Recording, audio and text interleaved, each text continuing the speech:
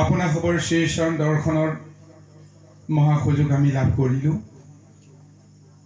তাৰ কাৰণে প্ৰভু ভগৱন্তৰ ওচৰত আমি কৌটি কৌটি প্ৰণিপাত জ্ঞাপন কৰিছোঁ।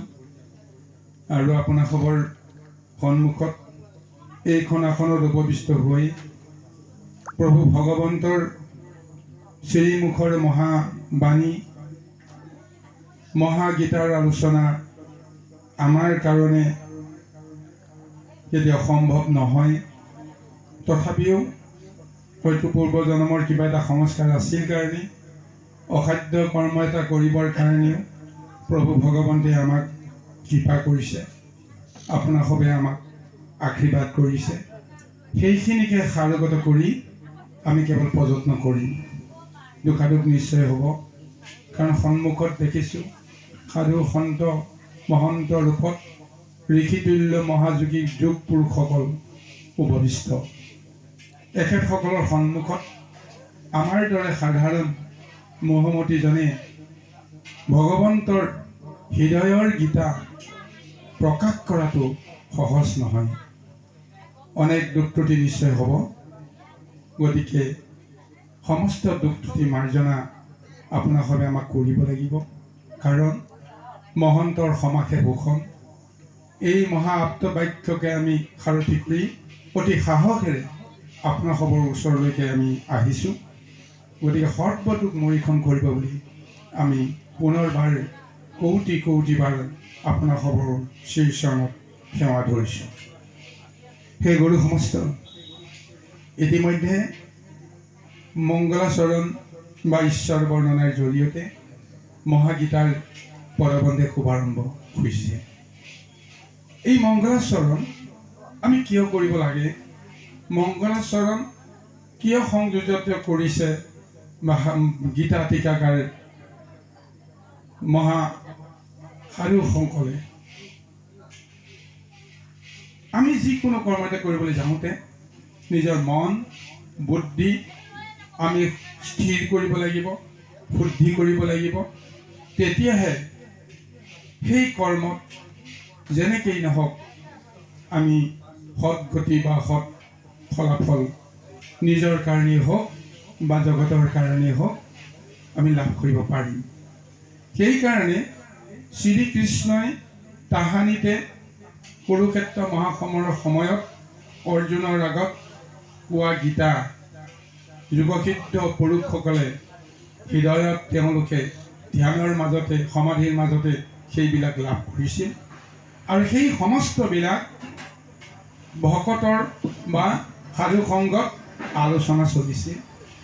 কিন্তু সৰ্বসাধাৰণে সেই গীতা লাভ কৰাটো সহজ নাছিল কাৰণে আজিৰ যুগৰ যিসকল যোগসিদ্ধ পুৰুষ সেইসকলে সৰ্বসাধাৰণক কৃষ্ণৰ তত্ত্ব বুজাবৰ কাৰণে গীতা টীকাকৰণৰ এক ব্যৱস্থা কৰিছে। আৰু সেই সূত্ৰে আজি গোবিন্দ মিশ্ৰয়ো গীতা টীকাকৰণ কৰি আমাৰ অসম মুলুকত যি এটা আধ্যাত্মিক দৰ্শনৰ মহা বীজ সিঁচিবৰ কাৰণে প্ৰযত্ন কৰিলে। এই কৰ্মখিনি কৰিবলৈ যাওঁতে তেওঁক নিজৰ চিন্তা শক্তি বুদ্ধি বৃত্তি নিজৰ মতে তেওঁ কেতিয়াও পৰিচালনা কৰা নাই। এই সমস্ত নিবেদন কৰিছে কোনোবা এজনক, যাৰ আশীৰ্বাদ ল'ব লাগিব, যাৰ কৃপা যাৰ উপদেশ নহ'লে কোনো কৰ্ম কৰিব পৰা নাযায়। আৰু সেইজনকে দৰ্শন দিয়া হৈছে, অন্য নহয়, সেইজন হৈছে শ্ৰী গুৰু, যিজনৰ আত্মজ্ঞান তত্ত্ব আমি শৰণৰ মাজেদি বা ভজনৰ মাজেদি আমি তেওঁৰ পৰা আমি লাভ কৰিছিলোঁ। আৰু যি কৰ্মই কৰিব নাযাওঁ কিয় তেওঁক আমি ধ্যান কৰিব লাগিব, তেওঁৰ নামতে সেই কৰ্মখিনি উৎসৰ্গা কৰিব লাগিব। গতিকে তাৰ অনুভূতিটোকে আজি গুৰু বন্দনা বা ঈশ্বৰ বৰ্ণনা স্বৰূপত গীতাৰ শুভাৰম্ভ কৰিছে। গতিকে আমি পদৰ মাজত ভক্ত আৰু ভকত বা শিষ্য বা গুৰুৰ মাজত যি এটা আধ্যাত্মিক সম্বন্ধ কিমান দৃঢ়তাৰে আজি প্ৰকাশ কৰিছে, তাকে আমি থুলমূলকৈ আমি পদৰ লগত সংগতি ৰাখি আলোচনা কৰিম। প্ৰথমে গুৰুক কৰো প্ৰণিপাত শিৰগীয়া চৰণত, যাৰ উপদেশে জ্ঞানৰ প্ৰকাশে গুচিল অবিদ্যাজ। সেইজন গুৰুৰ কথা কোৱা হৈছে, যিজনৰ উপদেশ মতে যাৰ শ্ৰী চৰণত আমি শিৰ নত কৰি তেওঁৰ পৰা যিখিনি জ্ঞান আমি পাইছিলোঁ, আধ্যাত্মিক জ্ঞান, সেই জ্ঞানে আমাৰ অন্তৰৰ সমস্ত অজ্ঞান অন্ধকাৰ দূৰ কৰি দিছে। যাৰ উপদেশে জ্ঞানৰ প্ৰকাশে গুচিল অবিদ্যা যত বুলি কৈছে। কাৰণ মায়া সংসাৰক লৈ আমাৰ দেহত যিমানবিলাক হৃদয়ত যিমানবিলাক বিষয়ৰ মল আছিল, সেই প্ৰভু ভগৱন্তৰ প্ৰতিনিধি হিচাপে তেওঁৰ এক ৰূপ হিচাপে আমি শ্ৰী গুৰুৰ পৰা সেই উপদেশ পোৱাৰ পিছত আমাৰ মল অন্তৰৰ পৰা নাইকিয়া হ'ব পৰা ব্যৱস্থা আছে। আৰু সেই গুৰুজনৰ ওচৰত আমি কিয় আমি শৰণাগত হ'লোঁ, কি শক্তি আছে সেই গুৰুজনৰ? আজি পদত উল্লেখ কৰিছে যে শুদ্ধ শতমতি কৃষ্ণত ভকতি পাদ পদ্মে নিষ্ঠা যাৰ, সেইজনৰ এই শক্তিটো আছে যাৰ শুদ্ধ শতমতিয়ে তেওঁ কেৱল কৃষ্ণৰ পাদ পদ্মত সদায় নিষ্ঠা সহকাৰে সেৱা কৰি আছে, ভক্তি কৰি আছে। সেই শক্তিটোৰ কাৰণে ভগৱন্তে তেওঁ কৃপা কৰিছে যে ভগৱন্তে তেওঁ নিজৰ ৰূপটো তেওঁক প্ৰদান কৰিছে। কি ৰূপত প্ৰদান কৰিছে? যে যিটো প্ৰভু ভগৱন্তৰ বাংময় যিটো ৰূপ, বাংময় যিটো মূৰ্তি, গুৰুক তেওঁ অৰ্পণ কৰিছে। এইকাৰণে গুৰুক কোৱা হৈছে যে ধৰি ছদ্মৰূপ মহাভাগৱত লোকক কৰা নিষ্ঠাৰ। সেইজন গুৰুৱে ছদ্মবেশ ধৰি কাৰ হৈ তেওঁ কৰ্ম কৰিছে? ভগৱন্তৰ হৈ কৰ্ম কৰি আছে। গতিকে ভগৱন্ত যিটো তত্ত্ব বুজিবৰ কাৰণে যিটো ব্যৱস্থা যেতিয়াই জগতত প্ৰচাৰ কৰে, ভগৱন্তই হৈ পৰে ভাগৱত। ভাগৱত আৰু ভগৱন্ত, ভাগৱত হৈছে এইটো আপোনাৰ ব্যাপক যিটো প্ৰচাৰৰ জৰিয়তে এটা শক্তি পায়। কিন্তু ভগৱন্ত হৈছে নিৰ্বিকাৰ, তেওঁ অব্যক্ত, তেওঁ একো নকৰে, কেৱল চিন্তনটো কৰে। কিন্তু চিন্তনটো কাৰ জৰিয়তে ব্যক্ত কৰে? ভাগৱতৰ জৰিয়তে ব্যক্ত কৰে।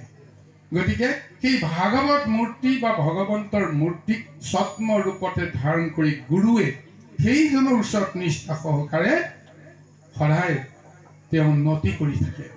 গতিকে সেইকাৰণে কৈছে কৃষ্ণ পাদ পদ্ম প্ৰিয়ামিত ৰস ভক্তি ভাৱে হুয়া মত্ত। সেইজন এজন মৌ পিয়াৰ দৰে, ভুমুৰাৰ দৰে, যি মধু পান কৰাৰ পিছত কোনোদিন সেই মধুৰ ৰসৰ তৃপ্তি তেওঁ কেতিয়াও পাহৰিব নোৱাৰে। সেই মধু পান ক'ত কৰিছে?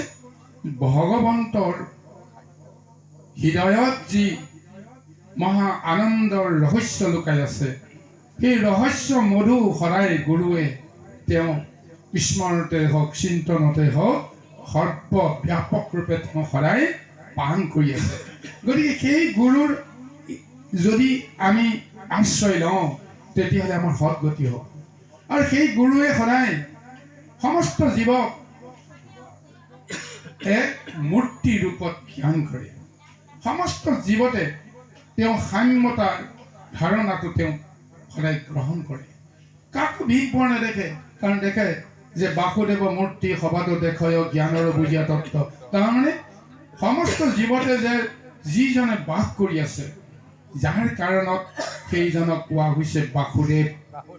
গতিকে সমস্ত জীৱত সেই গুৰুৱে কেতিয়াও ভিন পৰ নেদেখে।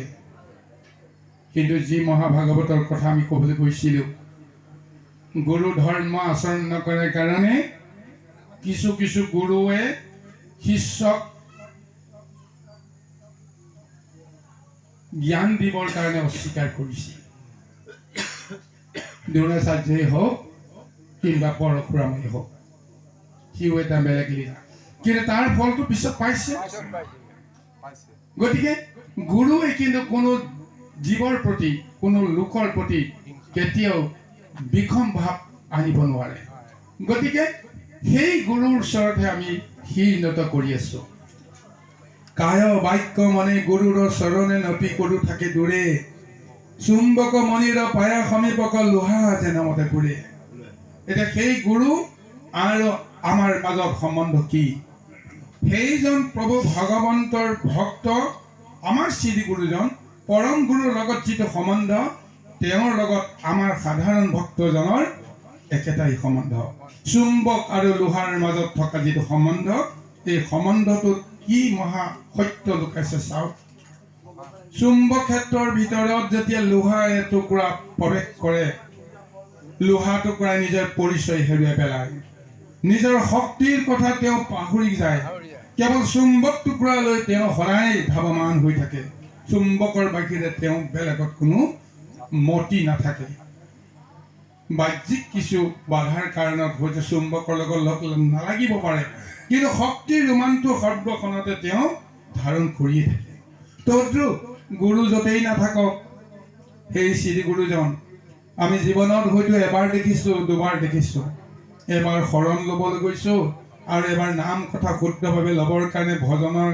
তত্ত্বখিনি বিচাৰিবৰ কাৰণে হয়তো এদিন গৈছোঁ দুদিন গৈছোঁ হয়তো কাৰোবাৰ ভাগ্যত আছে হয়তো বহুদিন গৈছে কিন্তু সেই গুৰুক আমি সন্মুখৰ পৰা আঁতৰি আহি য'তেই নাথাকক কিয় তেওঁ উপদেশ মতে সদায় কৰ্ম কৰোঁ গতিকে সেই গুৰুৰ প্ৰতি আমাৰ যিটো একান্ত ধ্যান সেই ধ্যানটো আমাৰ থাকিব লাগিব আজি শ্ৰী গুৰুক আজি গীতা টীকাকাৰ আজি গোপাল আপোনাৰ গোবিন্দ মিশ্ৰয়ো সেই শ্ৰী গুৰু সেই শ্ৰী গুৰুজন কোন আমি তাৰ নামটো নিশ্চয় আলোচনা নকৰিলেও হ'ব শ্ৰী গুৰুই গতিকে ইয়াত নামৰ তত্ত্বই কেতিয়াও বিশ্লেষণৰ প্ৰয়োজন নাই বাৰু যি কি নহওক গতিকে সেইজন গুৰুক স্মৰণ কৰিয়ে আমি এতিয়া সমস্ত কৰ্ম কৰিব লাগিব আজি সেইকাৰণে গীতা টীকাকাৰে কৈছে মই শ্ৰীকৃষ্ণৰ হৃদয়ৰ পৰা নিগৰিত হোৱা সেই মহা আধ্যাত্মিক পাৰমাৰ্থিক জ্ঞান তত্ত্বৰে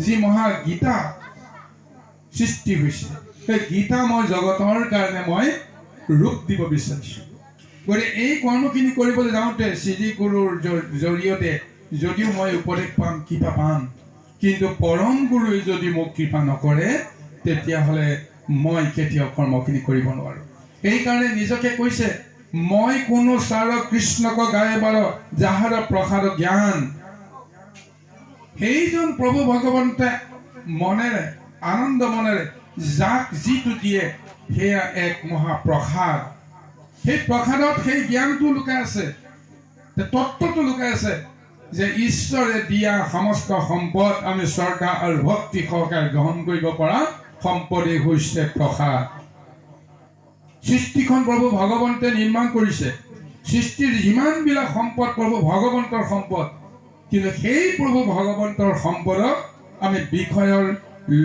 ব্যৱস্থাৰ মাজত নিজৰ কৰিবৰ কাৰণে সদায় হাবিয়াস কৰোঁ নিজৰ বাহিৰে বেলেগৰ কথা আমি কেতিয়াও নাভাবোঁ কিন্তু পাৰমাৰ্থিক বিচাৰত এই কথাটোকে আছে যে যিহেতু তেওঁ শুদ্ধ জ্ঞান লাভ কৰিছে গুৰুৰ পৰা শাস্ত্ৰৰ পৰা মহাদিব্য জ্ঞানৰ তত্ত্ব তেওঁ হৃদয়ংগম কৰিছে সেইকাৰণে শ্ৰী গুৰুক পৰম গুৰুক তেওঁ উপলব্ধি কৰি নিজকে নিকিন ৰূপত তেওঁ জ্ঞান কৰি ভগৱন্তৰ ওচৰত নিবেদন কৰিছে কৃষ্ণৰ কথা ক'বৰ কাৰণে বাণীবদ্ধ কৰিবৰ কাৰণে কাৰ শক্তি আছে কিন্তু মই যে মোহমতী হৈও মই যে বাঞ্ছা কৰিলোঁ এইটোৱে যথেষ্ট গতিকে সেই গুৰু সমস্ত এই কৰ্মখিনি কৰিবলৈ যাওঁতেও অজস্ৰ দুখ ত্ৰুটি নিশ্চয় হ'ব কিন্তু ভগৱন্তে দুখ ত্ৰুটিৰ মাজেৰেও তেওঁৰ কৰ্মত নিয়োজিত হোৱা সকলে যি ভাৱনাৰে কৰ্মখিনি কৰে ভগৱন্তে তেওঁক কৃপা কৰিব ভুল যদি অন্তৰত আছিল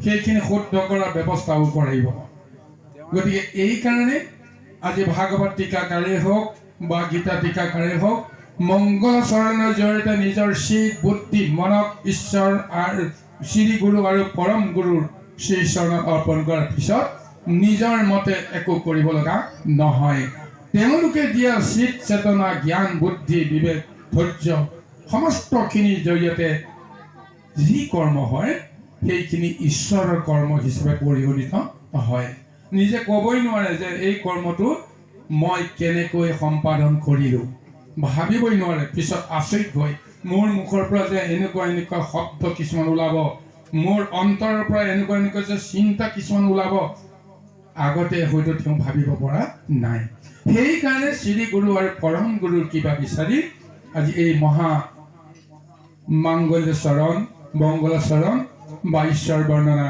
আজি ভাগৱতে কৰিছে। আমিও আপোনাসৱৰ মাজত ঠিক সেই বৰ্ণনা কৰিছোঁ। আমি আপোনাসৱৰ শ্ৰী চৰণত আমি সেৱা ধৰিছোঁ যে আমাৰ অজানিতে যিমান ভুল ভ্ৰান্তিৰ নহওক কিয়, সৰু ল'ৰা এটাই যেতিয়া ধনুক থানাক মাত মাতিবৰ কাৰণে আৰম্ভ কৰে, তেতিয়া সেই ধনুক থানাক মাত মাতিব আৰম্ভ কৰা সেই শিশুটোৰ মুখত এটা শব্দ ফুটি উঠিলে সকলোৱে জানে যে এই শব্দটো শুদ্ধ নহয়। শুদ্ধ নহয় কাৰণে তেওঁক কিন্তু কোনেও দুখ নধৰে।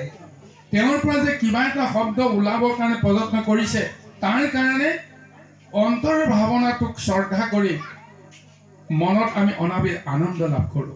অন্তত মাতিবৰ কাৰণে তেওঁ প্ৰযত্ন কৰিছে। আৰু কোৱা কিমান ক'ব, তেওঁ ভুলকে ক'ব। সেই ভুল শব্দটোকো শুনিবৰ কাৰণে আমাৰ কিমান মনত হাবিয়া। গতিকে তদ্ৰূপ ঈশ্বৰৰ কৰ্মত ভুল শুদ্ধিৰ মাজেৰে যি কৰ্ম কৰিবৰ কাৰণে প্ৰযত্ন কৰে, গতিকে তেওঁক সদায় উৎসাহ দিব লাগে, সদায় স্বাগতম কৰিব লাগে, সদায় উপদেশ দিব লাগে, মৰম কৰিব লাগে, দয়া কৰিব লাগে। সেই মৰম দয়া আমি আপোনাৰ খবৰ পৰা বিচাৰিছোঁ। কাৰণ ভুলৰ মাজেৰে প্ৰভু ভগৱন্তৰ সৃষ্টিত আমি ভগৱন্তক আমি সন্ধান কৰিবৰ কাৰণে বিচাৰিছোঁ। গতিকে এই মহাতত্বৰে মংগলাচৰণৰ পদৰ মাজেৰে হোৱা চমু বিৱৰণ আমি সামৰণি মাৰিছোঁ। দুখাদুখ হ'লে আমাক ক্ষমা কৰিব। কৃষ্ণ। কৰ্ম সন্ন্যাস যোগ পঞ্চম অধ্যায়।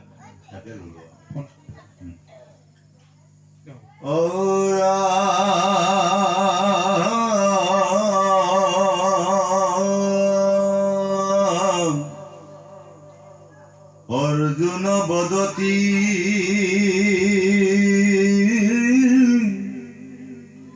শুনা যদুপতি জ্ঞানত সমস্ত হয়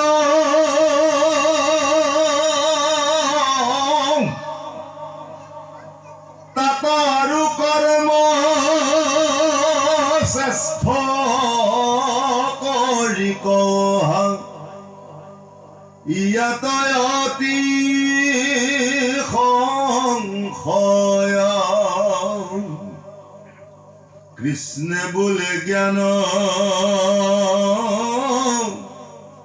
কৰ্ম কহিলো ফলতো দুই সমান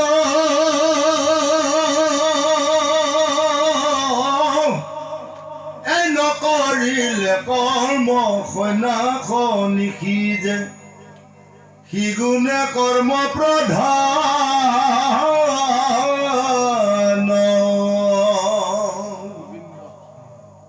ঈশ্বৰৰ অৰ্থে ৰাগ দেখ এৰি গৃহে থাকি কৰ্ম কৰে জানিবা সন্ন্যাস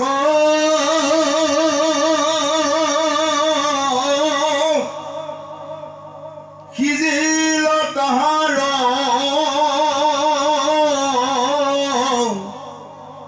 অনায়াসে সিটো তৰে অৰম সাংখ্য জ্ঞান কৰ্ম দুইৰো একে কৰ্ম আৰু দুইৰো এক গতি তাক ভিন্ন কৰি যিজনে দেখয় বোলে মূৰ্খ মন্দ মতি অৰম কৰ্মক নকৰে সন্ন্যাসক ধৰে তাৰ মাত্ৰ দুখ খাৰ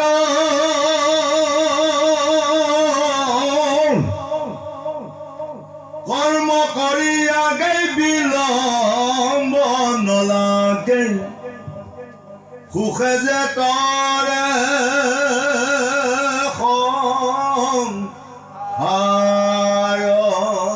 জয় কৃষ্ণ।